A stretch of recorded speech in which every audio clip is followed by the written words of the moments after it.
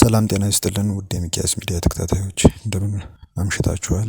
ለዕለቱ ይሆናሉ ያልናቸው መረጃዎች ይዘን ወደ እናንተ ቀርበናል። በቅድሚያ ግን የዩቲዩብ ቻናላችንን ሰብስክራይብ እንድታደርጉ በአክብሮት ጋብዘናችኋል። በትግራይ ክልል ከ480 በላይ የጅምላ መቃብሮች እንደሚገኙ በቆጠራ ማረጋገጡን የትግራይ ጄኖሳይድ ጥናት ኮሚሽን ገልጿል። ኮሚሽኑ በተለያዩ ዞኖች ሲያካሄድ የቆየውን የምክክር መድረክ በመቀለ ከተማ ከትናንት በስቲያ በሚያጠናቀቅበት ወቅት ነው ይህንን መረጃ ይፋ ያደረገው። 480 የጅምላ መቃብሮች በዳሰሳ ጥናት መለየታቸውንና በመረጃ መሰነዳቸውን ኮሚሽኑ አስታውቋል። ይሁንና ሌሎች የጅምላ መቃብሮች ስለመኖራቸው ለማረጋገጥ የሚያስችል የዳሰሳ ጥናት ያልተካሄደባቸው አካባቢዎች እንዳሉ ጠቅሷል። ኮሚሽኑ በ10 ሺዎች የሚቆጠሩ የመሰረተ ልማት ውድመቶችን በጥናት መለየቱን አያይዞ ጠቁሟል። እንዲሁም ከ690 ሺህ በላይ ቤተሰቦች ላይ የተለያየ መጠን ያላቸው ጉዳቶች እንደደረሱ አስረድቷል። እስካሁን ድረስ በኮሚሽኑ አማካኝነት የሚከወነው የማስረጃ ማሰባሰብ ሂደት በአስፈላጊ መሳሪያዎች እጥረት፣ በጸጥታና ደህንነት ችግርና በተያያዥ ተግዳሮቶች ምክንያት በተፈለገው መጠን መጓዝ እንዳልቻለ ይፋ ባደረገው ዘገባ ላይ አመላክቷል። ኤርትራ የተባበሩት መንግስታት ድርጅት ልዩ የሰብአዊ መብት ተከታታይ ራፖርተር የስራ ዘመን እንዲያበቃ የሚጠይቅ ረቂቅ የውሳኔ ሀሳብ ለተባበሩት መንግስታት ድርጅት የሰብአዊ መብቶች ምክር ቤት አቅርባለች። በሰብአዊ መብቶች ምክር ቤቱ የኤርትራ ተወካይ ልዩ ራፖርተር ከትናንት በስቲያ በኤርትራ ላይ ለምክር ቤቱ ያቀረቡት ሪፖርት እንደ ካሁን ቀደሙ ሁሉ ባልተረጋገጡ መረጃዎችና ማንነታቸው ባልታወቁ ምንጮች ላይ የተመሰረተ ግልጽነትና ሚዛናዊነት የጎደለው ነው በማለት አጣጥለውታል።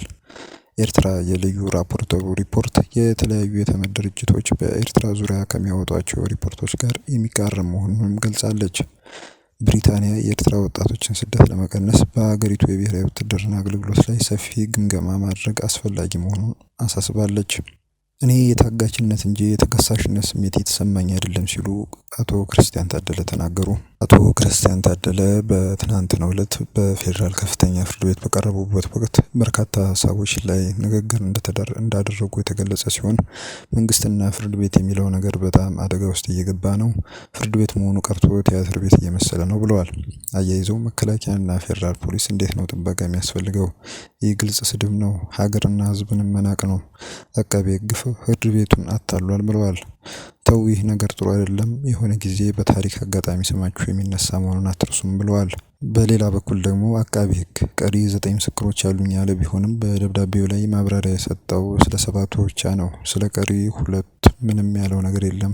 ለሁለቱም ተጨማሪ ጊዜ ሊጠይቅ ፈልጎ ይሆን ብለው ጠይቀዋል። አቶ ክርስቲያን ታደለ እኛ የህዝብ እንደራሴዎች ነን፣ ወንጀል ከሌለብን ልቀቁን፣ ህዝባችንን እናገልግል ያሉት አቶ ክርስቲያን በእርግጥ ሆነ ተብሎ በሂደቱ እንድንቀጣ እየተደረገ ነው። የፖለቲካ ክስ መሆኑንም እናውቃለን። እኔ ታጋችነት እንጂ የተከሳሽነት ስሜት የተሰማኝ አይደለም ብለዋል።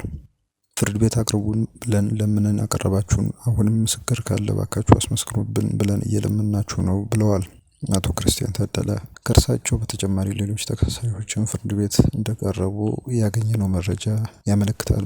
የዩቲዩብ ቻናላችን ሰብስክራይብ በማድረግ አብራችሁ እንድትቆዩ በክብር ጋብዘናችኋል። መልካም ጊዜ፣ መልካም ቆይታ።